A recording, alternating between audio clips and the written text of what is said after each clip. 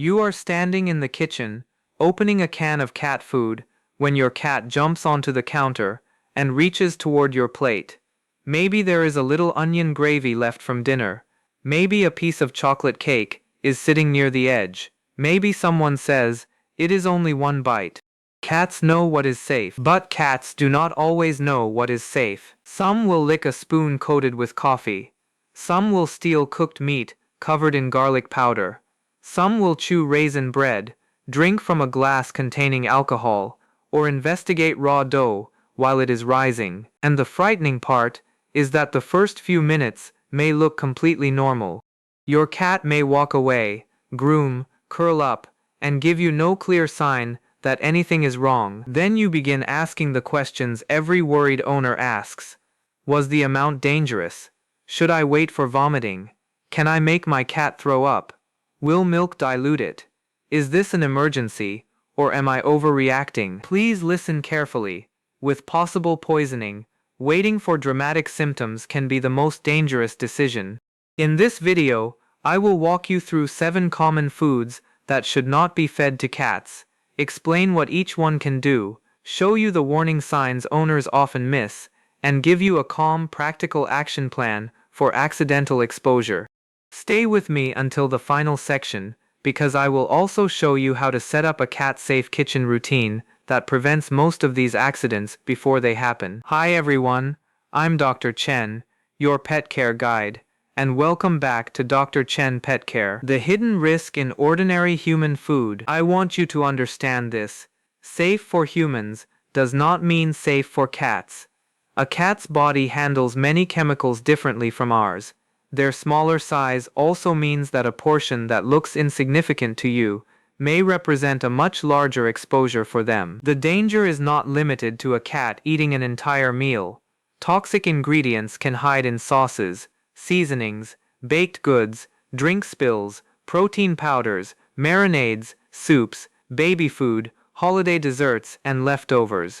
A piece of plain chicken may be suitable as an occasional treat for many cats, but chicken coated in onion powder, garlic, heavy salt, or alcohol-based sauce is a completely different situation. Here is where many owners make a mistake. They focus only on the visible food. They see a small piece of meat and forget the seasoning. They see bread and forget the raisins. They see frosting and forget the cocoa. They see a creamy drink and forget the coffee or alcohol. The 7 foods you should stop feeding. Food number 1 is anything from the onion and garlic family. This includes onions, garlic, chives, leeks, shallots, scallions, and concentrated powders made from them. These ingredients are extremely common in human food.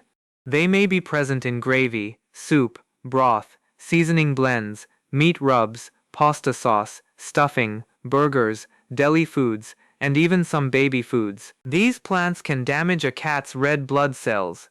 Red blood cells carry oxygen around the body. When enough of them are damaged and destroyed, the cat can become anemic, meaning the body no longer has an adequate supply of healthy red blood cells. The confusing part is that signs may not appear immediately. A cat may first develop drooling, nausea, vomiting, diarrhea, or reduced appetite. Later, you may notice unusual tiredness, weakness, pale gums, faster breathing, a faster heartbeat, collapse, or urine that appears darker than normal. Cats are considered particularly sensitive to allium ingredients, and powdered onion or garlic can be especially concerning because it is concentrated. Please do not intentionally add garlic to a cat's food for fleas, worms, immunity, or detoxing. Natural does not mean harmless. Garlic is not a safe replacement for parasite prevention or veterinary treatment. Food number 2 is chocolate and cocoa. Many owners associate chocolate poisoning with dogs, but chocolate is also unsafe for cats. Chocolate contains stimulant compounds, especially theobromine and caffeine. Dark chocolate, baker's chocolate, cocoa powder, and some high cocoa desserts are generally more concentrated than milk chocolate. A cat that eats chocolate may vomit, become restless, develop a rapid or irregular heartbeat, tremble, or have seizures. The risk depends on the type. amount, and the cat's size, so keep the wrapper and call for advice rather than guessing. Chocolate and caffeine are recognized hazards for cats. Food number 3 is caffeine. Coffee is not just a morning drink to a curious cat. Caffeine can be found in coffee grounds, coffee beans, tea bags, energy drinks, soda, pre-workout products, chocolate-covered espresso beans, caffeine tablets, and some flavored desserts. Do not leave used coffee grounds in an open trash can. Grounds can contain a meaningful amount of caffeine. Do not allow a cat to play with tea bags, especially wet ones. Do not assume that a small spill is harmless simply because the cat only licked the floor. The concentration of the product matters. If your cat drinks from a coffee cup, do not wait for shaking or collapse. Contact your veterinarian or an animal poison service with the type of drink, approximate amount remaining, whether it contained chocolate or alcohol, and the time of exposure. The FDA and ASPCA both list caffeine-containing products among potentially dangerous items for pets. Food number 4 is alcohol and foods containing alcohol. Cats should never be offered beer, wine, liquor, cocktails, alcoholic desserts, or food soaked in alcohol. Alcohol can also be present in fermented products, some extracts, unbaked yeast dough, spilled drinks, and certain household products. Alcohol depresses the brain and nervous system. A cat may appear unusually sleepy, disoriented, unsteady, weak, or drunk. Other signs can include vomiting, low body temperature, low blood sugar, slow or difficult breathing, tremors, collapse, or coma. Symptoms can develop quickly, so this is not a situation to monitor casually at home. During parties, holidays, or family gatherings, place drinks where a cat cannot knock them over or drink from them. Guests may not realize that a creamy cocktail, dessert glass, or half-finished drink is dangerous. Tell them directly. It is easier to prevent an exposure than to calculate one afterward. Food number 5 is raw yeast dough. A small piece of baked plain bread is usually not the emergency people imagine, although it is not nutritionally useful for a cat. Raw dough made with active yeast is different. Inside the warm stomach, raw yeast dough can continue expanding. At the same time, fermentation can produce ethanol, which is alcohol. This creates two potential problems: pressure and distension in the stomach, and alcohol poisoning. You may see a swollen or painful abdomen, repeated attempts to vomit, drooling, restlessness, weakness, wobbliness, unusual sleepiness, or breathing changes. Do not press firmly on the abdomen. Do not give oil, milk, or food to push it through. Do not wait for the dough to pass naturally without professional advice. Raw dough should rise in a closed oven, microwave, high cabinet, or other area completely inaccessible to your cat. Covering the bowl with a towel is not enough for a determined animal. The FDA and poison control guidance identify raw yeast products as a potential hazard because of expansion and alcohol production. Food number 6 is grapes, raisins, and currants. This topic requires careful wording. Grape and raisin toxicity is clearly established in dogs, where exposure can cause acute kidney injury. In cats, reported cases are much less common, and the exact risk and toxic dose are not well defined. That uncertainty is not a reason to experiment. It is a reason to avoid exposure and seek case-specific advice if your cat eats them. Raisins are particularly easy to miss because they appear in bread, cookies, cereal, trail mix, granola, stuffing, cakes, and holiday dishes. A cat may not seek out a plain grape, but may eat raisin bread because it smells like butter or meat drippings. If an exposure occurs, do not decide that it is safe because another cat once ate a grape without becoming ill. Individual outcomes do not establish safety. Record the product, the possible number of grapes or raisins, and the time. Then call your veterinarian or poison control service promptly. Current poison guidance recommends keeping grapes and raisins away from pets, while also acknowledging that feline evidence is limited compared with dogs. Food number 7 is extremely salty food or concentrated salt. Cats need sodium in properly balanced amounts, and complete cat food already contains what they require. The problem is excessive salt from human snacks or concentrated sources. Dangerous exposures may involve large amounts of salty chips, cured meats, seasoning packets, salt dough ornaments, homemade Play-Doh, brine, salty sauces, or access to containers of salt.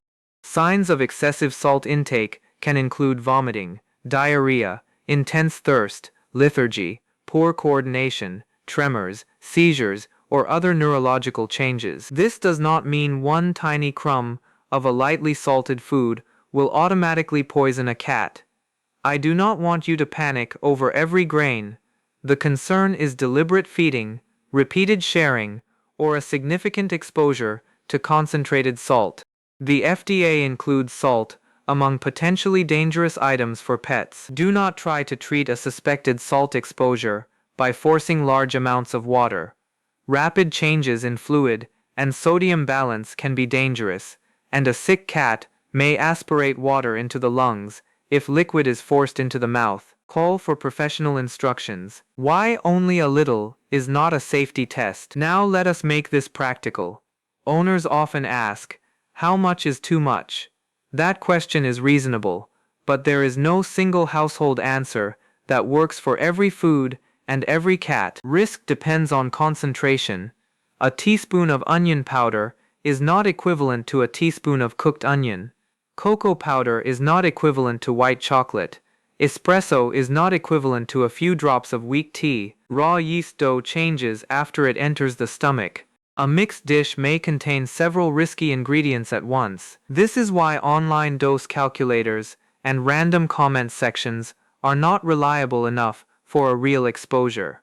You may not know the exact amount swallowed. You may not know the true concentration.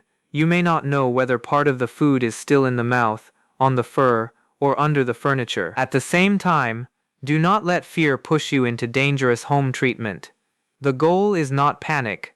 The goal is fast, accurate information, and professional guidance. What to do immediately after an exposure? The first step is to remove your cat from the area and prevent any further eating.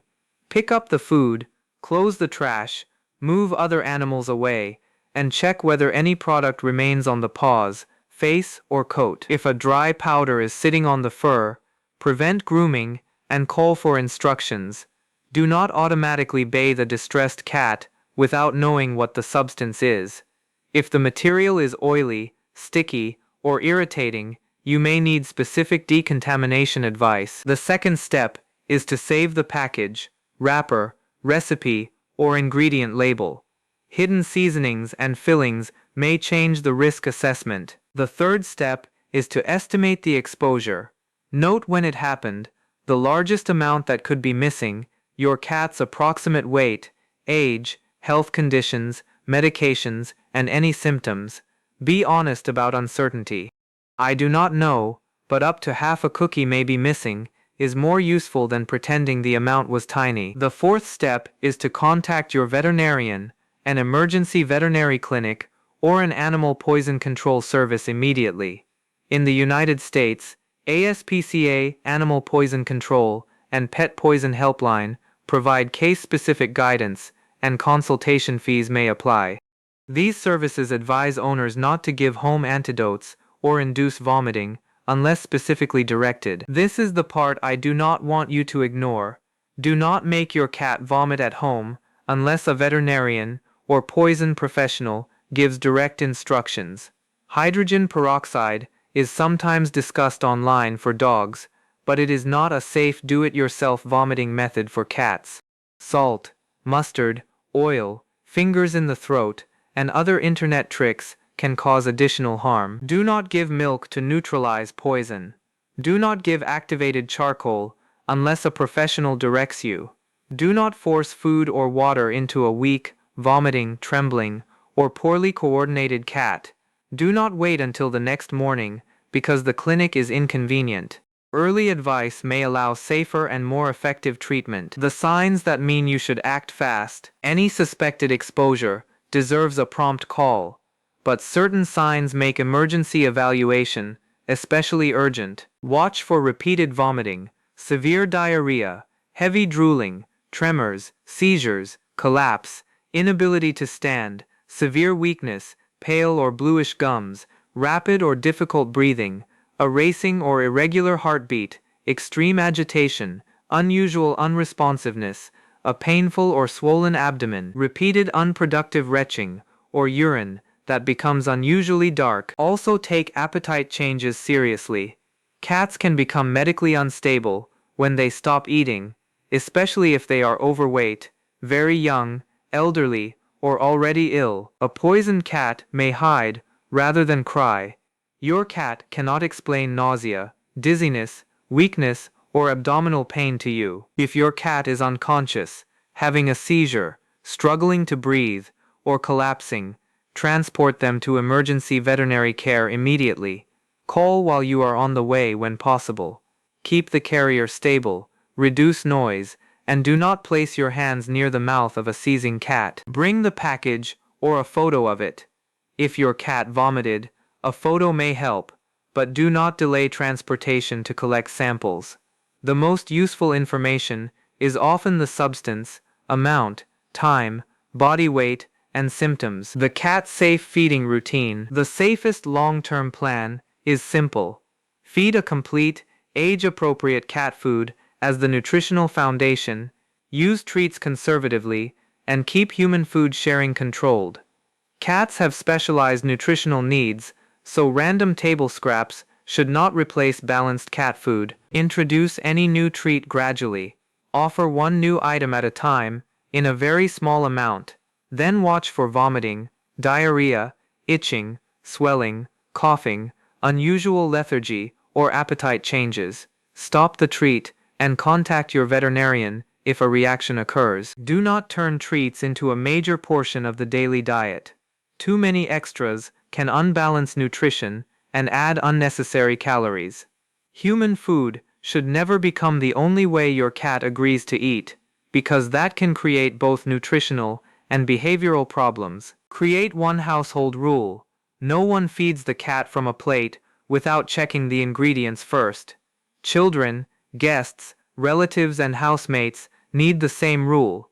A food is not safe simply because the cat begs for it. During meal preparation, keep your cat off the counter or place them in another safe area with a puzzle feeder or normal meal. Wipe spills immediately. Use a trash can with a locking lid. Store chocolate, coffee, tea, raisins, baking supplies, alcohol, seasoning powders, and salt dough behind closed doors. During holidays, parties, baking days, and family dinners, risk increases because food is left out and people become distracted. Before guests arrive, move toxic foods above cat level, clear low tables, secure drink glasses, and tell visitors not to share. Your 7-step kitchen safety plan. Here is exactly what I recommend doing after this video. First, inspect your kitchen and identify the 7 categories: onion and garlic products, chocolate and cocoa, caffeine, alcohol, raw yeast dough, grapes and raisins, and concentrated salty foods. Second, move them into closed cabinets or sealed containers. Do not rely on a high counter. Cats climb, jump, and open loosely closed packages. Third, check the hidden ingredients in foods you commonly share. Pay special attention to seasoning powder, sauces, broth, gravy, baked goods, protein bars, trail mix, and leftovers. Fourth, secure the trash. Many poisonings happen after the meal, when wrappers, coffee grounds, dough, or leftovers are thrown away. Fifth, place your veterinarian's number and the nearest emergency clinic's details in your phone. Add an animal poison control contact that serves your location. Do this before an emergency, not during one. Sixth, keep a recent body weight for your cat. Accurate weight can help professionals assess exposure and treatment more safely. Seventh, teach every person in the home the same rule. When the cat eats something questionable, do not guess, do not induce vomiting, and do not wait for severe symptoms. Remove excess, collect the package, estimate the amount and time, and call for professional advice. Let me give you the final recap. Never intentionally feed your cat onion or garlic family ingredients, chocolate, caffeine, alcohol, raw yeast dough, grapes, or raisins, or heavily salted foods. If an accident happens, stay calm, but act promptly. Save the label, record the time and possible amount, and contact a veterinarian or animal poison service. Do not use a home antidote, and do not force vomiting. You did not make a mistake because you do not care. Most owners were simply never shown how many dangerous ingredients are hidden in ordinary food. What matters is what you do once you know. Now I want to hear from you. Which of these 7 foods surprised you most, and have you already changed anything in your kitchen to keep it away from your cat? Tell me in the comments. If this video helped you, please like it, subscribe to Dr. Chen Pet Care, and share it with another cat owner. One shared warning may prevent a frightening emergency. Give your cat a gentle scratch behind the ears for me. Stay observant, trust your instincts, and I'll see you in the next video.